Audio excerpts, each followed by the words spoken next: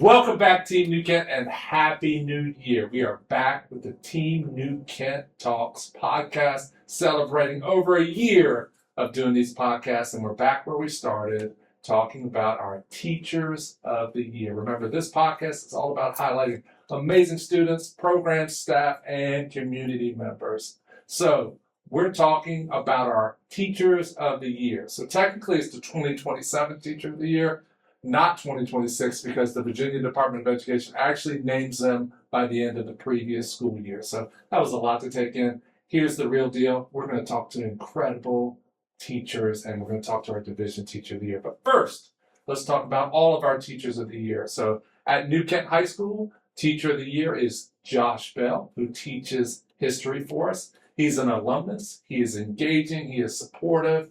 Student government sponsor, and swim and dive coach. He must have more hours in a day than anybody else because he really impacts students across the day and even into after school swim. So at New Kent Middle School, our Teacher of the Year is none other than Patrick Kimry. He's the English Department Chair, 7th grade English teacher, enthusiastic, creative. He's committed to student success. He's an incredible mascot costume wearing ensemble member of everything they do, relationships and critical thinking. So congratulations to Mr. Kimry. Our Quinton Elementary School Teacher of the Year is Katie Freeman. She is a 2nd grade teacher. She is caring and runs an inclusive and supportive classroom. She's a leader and has passion to make a lasting impact. And when we surprised her with Teacher of the Year, she was in a full Grinch costume. So congratulations to Katie Freeman. Our New Kent Elementary School Teacher of the Year is Sabrina Dunn. Ms. Dunn teaches special education. She's a compassionate and calm presence. She helps students grow socially, academically, emotionally, and does so many more things for our River Otters and the New Kent Elementary School community. George Watkins Teacher of the Year is also our Division Teacher of the Year. You're going to get to know her a lot more in this podcast. It is Amy Leonard. She teaches 2nd grade. She has 31 years of service, all for Team New Kent. In her classroom, children feel seen, they feel valued, and encouraged. She is a mentor and a leader, and you'll find out how she is preparing the next generation of teachers. So today, we're going to sit down with Ms. Leonard and learn more about what made her a fantastic pick for Teacher of the Year. All right, welcome to the show. So excited to talk to you. We have our Teacher of the Universe, Teacher of the Year, Division Teacher of the Year, Amy Leonard. Thank you for being here today. Thanks for having me. Excited to learn more about your journey and catch Team New Kent up on everything you've been up to. So we'll jump right in. You ready? I'm ready. All right, let's do it. So you've dedicated 30 plus years to New Kent County Public Schools. What first inspired you to become a teacher? Well, I have actually always wanted to be a teacher. Ever since I was a little girl, I would always play school with my dolls, and I have a younger brother, and bless his heart, he always entertained the fact that I would make him go in class. So he went to school. He went to school whether he really wanted to or not. But I've always loved being around children, seeing them grow, seeing them learn. I've always loved to do that. So when you went to school, where'd you go to school? College? Yeah. I went to VCU. Okay, so you went to VCU. Go Rams. Go Rams.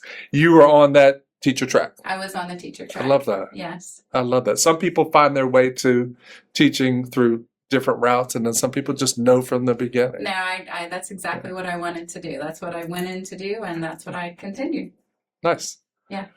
So when you think back to your early years, which was not that long ago, in the classroom, how has your teaching evolved? We talked about 30 plus years, so like a lot has changed. Oh, a lot has changed. I mean, when I first started, I had a chalkboard. And then I got excited when I got a whiteboard. And then, I've moved to a smart board, and now I have a digital TV in my room. So all of that, the Chromebooks, that's been new. Definitely more of a lecture-based in my classroom when I first started versus now, where it's more active learning, more group learning, that kind of thing. I definitely have tried to stay up on all the new educational trends.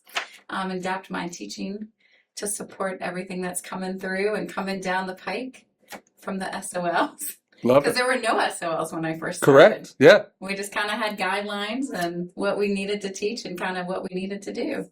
Is there a moment with a student or class that has really stayed with you your entire career? Like, I think back to some kids I've interacted with, and there are just certain moments that stick with me. Do you have any of those?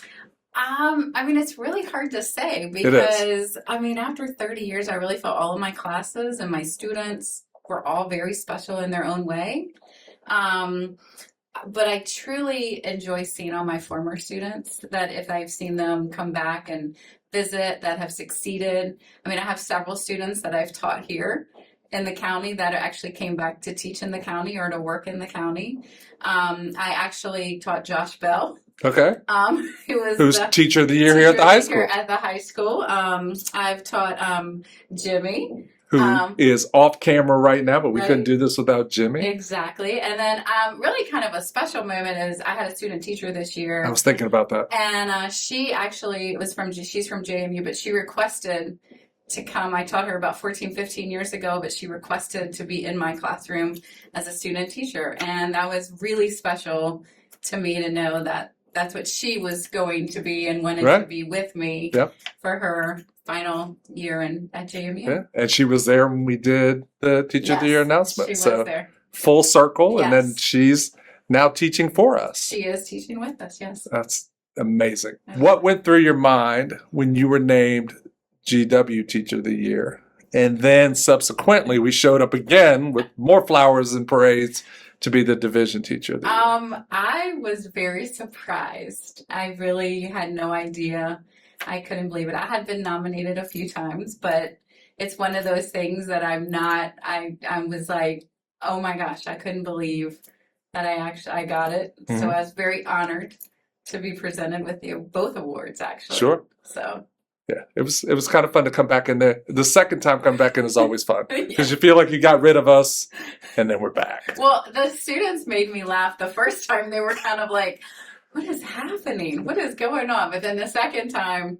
Yeah. Weren't they taking like a math quiz or something? Taking a math test. Yeah, so completely disrupted the math test. But, well, it's incredibly well-deserved. And being selected by your peers and then selected again for Division Teacher of the Year is... I know, it's quite an honor. And it's a testament to what you do each and every day. So you've done a lot. You've served as a mentor. You've been a practicum supervisor. We talked about your student teacher. You've been an instructional leader.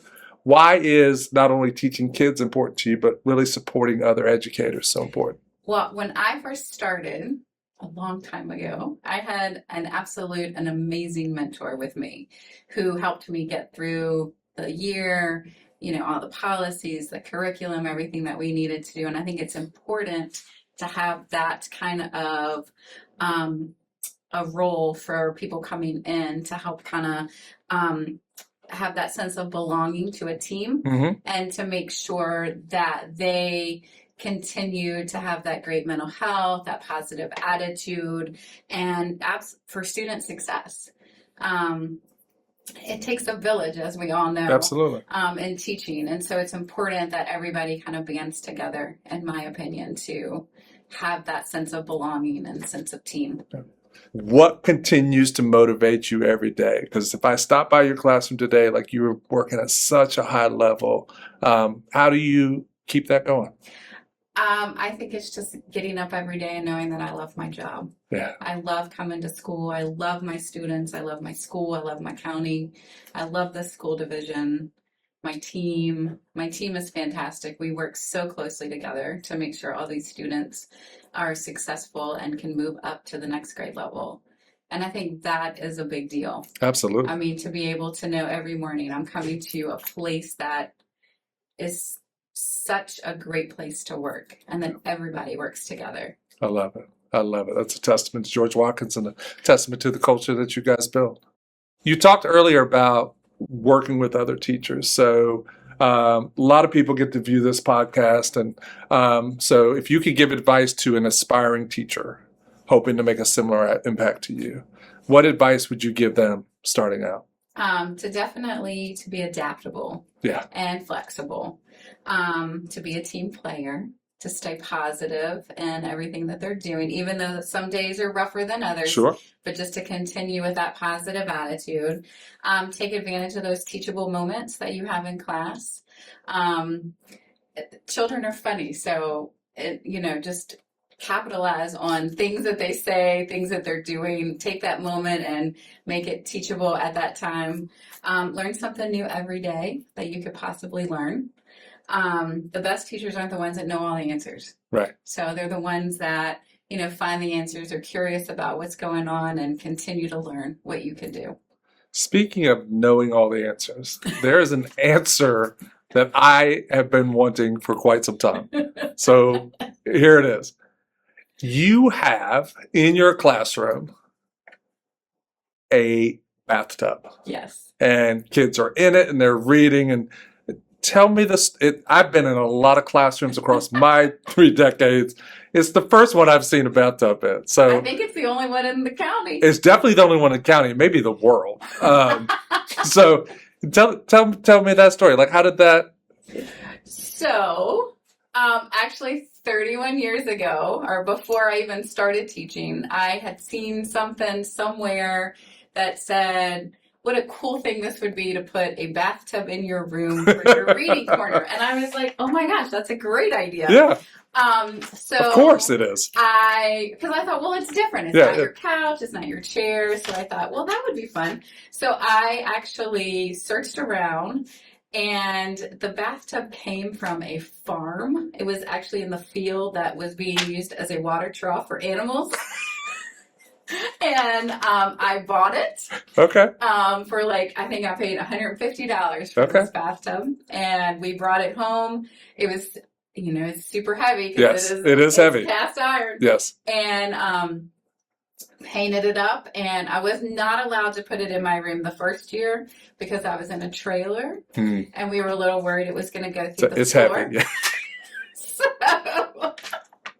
So we ended up, I waited till the next year, and then we brought it in, and it's been moved around several times in George Watkins every year. 3 decades of the bathroom. 3 decades of the bathtub. Okay. All the answers. We got that one there. Yep. I love it. So, how has being part of Team New Kent sort of shaped who you are as an educator? You talked earlier just about the importance of team. Mm-hmm. How is that? We talk team, we work on being a team. How has that really kind of shaped who you are? Because you are a leader of a team and part of a team. Well, I feel like Team New Kent is very focused on the student as a whole, whether they're from preschool to 12th grade. So we focus here on everybody being that successful student. And I feel like coming even from you, from the top down, is that we are a team all together. So I think that's such a great collaboration that we all work together. So in another 3 decades, when you finally decide to stop educating, what do you hope students remember most about being in your classroom? Well, of course, my bathtub. I definitely want them to remember that they were able to get into that bathtub and read. I think that love of reading. Yeah. To know that they came to school every day and they had a warm environment, a positive environment, that they were successful, and that they loved school. Yeah. So that, knowing that they were loved. Yeah. So when you think about your favorite teachers, what really stands out to you in your favorite teachers? I mean, probably the same thing. Yeah. I mean, I really remember my first grade teachers very well. I mean, I remember most all of my teachers definitely in elementary school. Mm-hmm. And they were all very supportive. They pushed me.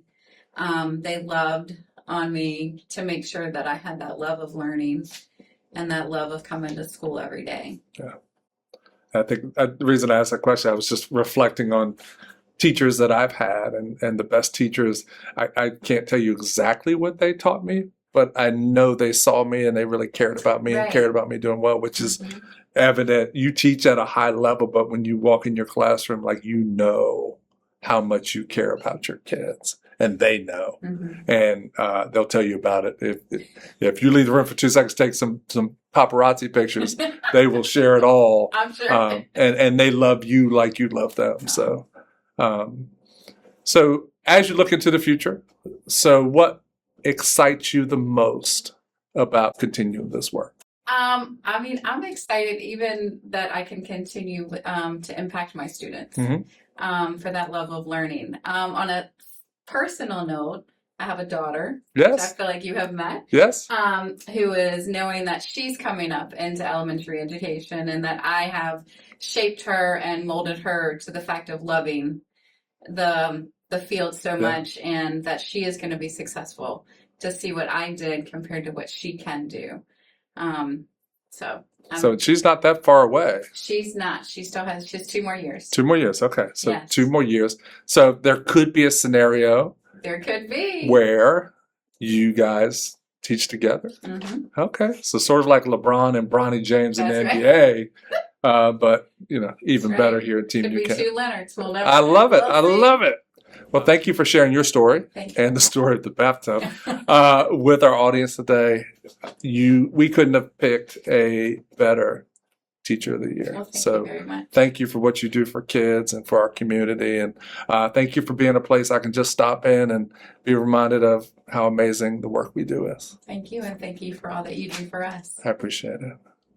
That's all for another incredible episode of Team New Kent Talks. I want to thank Miss Leonard for sharing her story about how she became a teacher, how she's preparing future teachers, and how that bathtub got into her classroom. So I want to thank her for joining and sharing. It's clear why she was chosen to be the Division Teacher of the Year.